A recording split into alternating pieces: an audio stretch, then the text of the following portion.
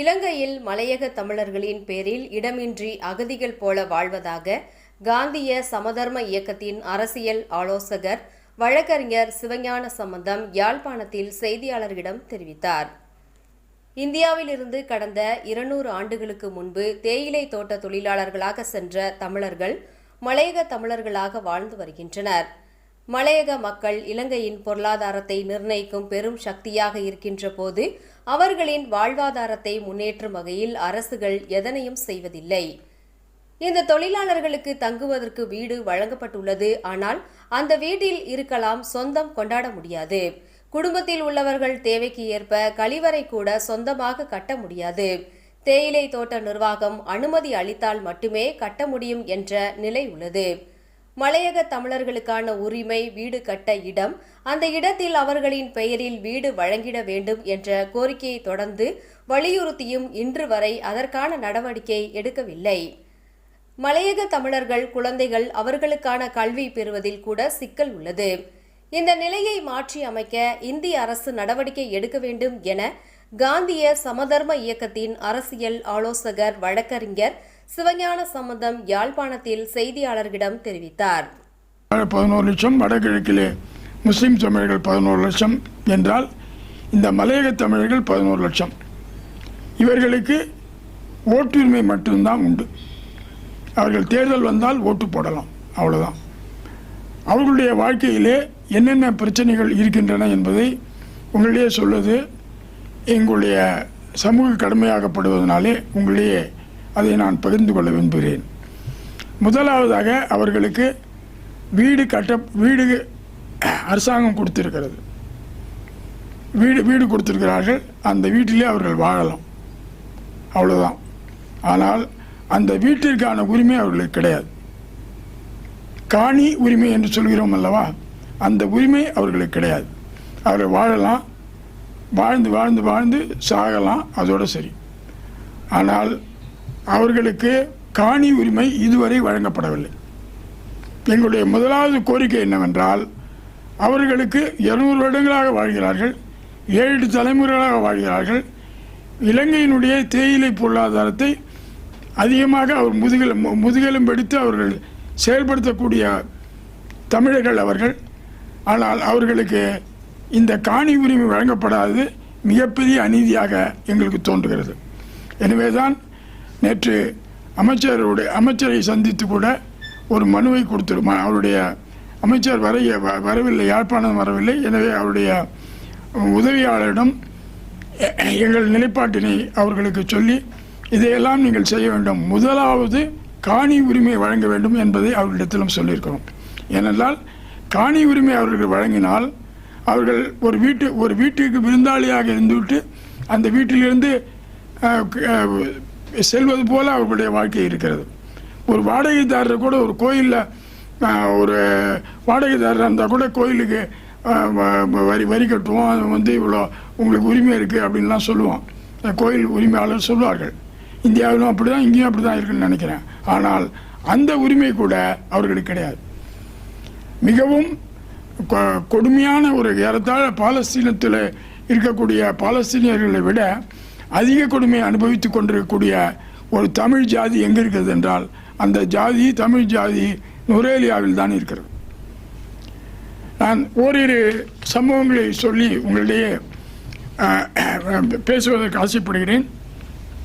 அவர்களுக்கு இப்பொழுது வழங்கப்படக்கூடிய பிடித்தம் போக அவர்களுக்கு வழங்கக்கூடிய கூலி ஒரு நாளைக்கு 750 ரூபாய் தான்.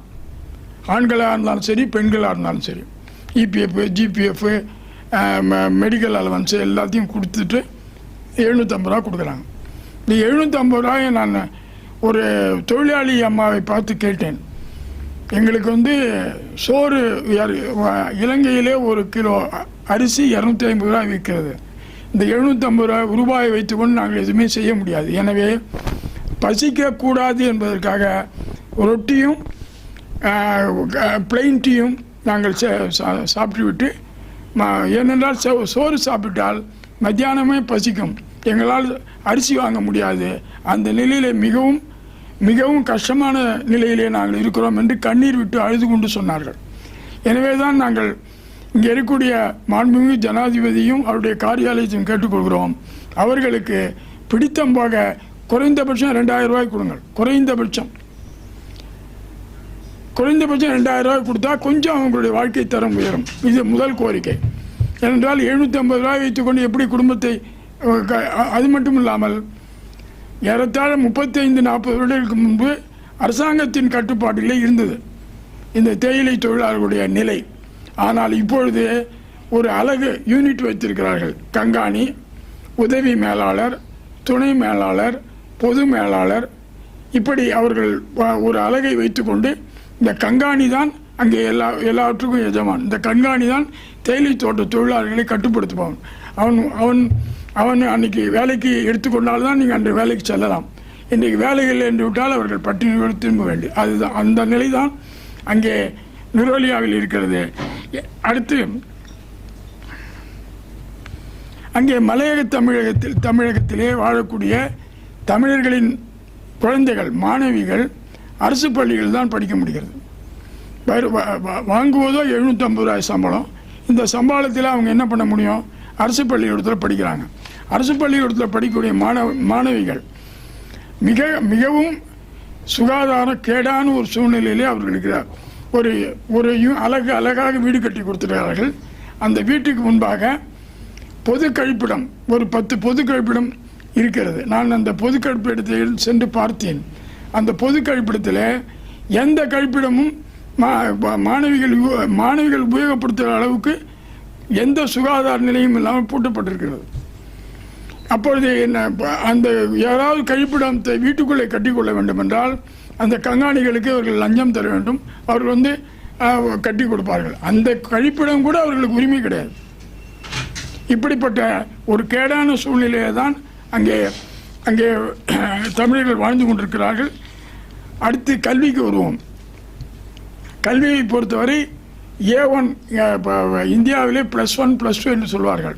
இங்கே A1க்கு போகக்கூடிய மாணவிகள் பொதுவாக தமிழ் மாணவிகள் அல்ல. தமிழ் மாணவிகள் கணக்கு, பொறியியல், கணினி, கணக்கியல், விஞ்ஞானம், பொறியியல் போன்ற பாடங்களுக்கு அவர்களால் செல்ல இயலவில்லை. அங்கே வசதி படைத்த மற்ற குடும்பங்களை சார்ந்தவர்கள் மட்டும்தான் அந்த படிப்புக்கு செல்ல முடிகிறது. A1 இருக்கக்கூடிய மாணவிகள் பெரும்பாலும் செல்ல முடிவதில்லை. எனவே A1 கலை படிப்பு போன்ற படிப்பை படித்துவிட்டு அவர்கள் திரும்ப வேண்டியிருக்கிறது. இதனால் இடைநிலையிலே இருக்கக்கூடிய மாணவிகள், தமிழ் மாணவிகள் தான் அங்கே அதிகம். அங்கே ட்ராப் அவுட்னு என்று சொல்கிறோம் அல்லவா, அந்த ட்ராப் அவுட்டோட விகிதம் ஏறத்தாழ 100 மாணவிகள் படித்தால் 90 மாணவிகள் ட்ராப் அவுட் ஆகிவிடுகிறார்கள். ட்ராப் அவுட் ஆகிவிட்டால் உடனே அவங்க பெற்றோர்கள் என்ன நினைக்கிறார்கள்? எங்காவது திருமணம் செய்து கொடுக்க வேண்டும், இப்படித்தான் அவர்கள் நினைக்கிறார்கள். அந்த மாணவிகளை ஒரு சுமையாக நினைக்கக்கூடிய அளவுக்கு அங்கே இருக்கக்கூடிய தமிழ் குடும்பங்கள் இருக்கிறார்கள். எனவே தான் நாங்கள் கோரிக்கையாக இங்கே இருக்கக்கூடிய மாண்புமிகு பிரதம மந்திரி அவர்களையும்